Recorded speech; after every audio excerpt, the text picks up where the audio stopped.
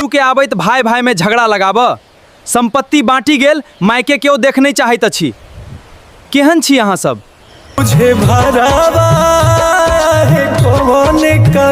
अहाँ की कह चाहैत छी? हाँ की कह चाहैत छी?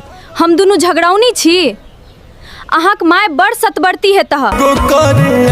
हमर माय कहियो संपत्ति से पैघ छथि। संपत्ति देबाक समय सब राजी छल, आब माय रखबाक समय सब पाछा हटी।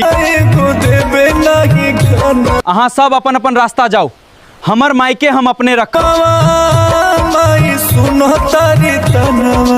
अंकुश कहत में भरी हवेला गरादा कहत में भरी हवेला। तोरा पर हमरा पूरा भरोसा है था। जतबा दिन जियब तू हमर साथ नहीं छोड़ब। माय जतेक दिन हम जियब देव के समान।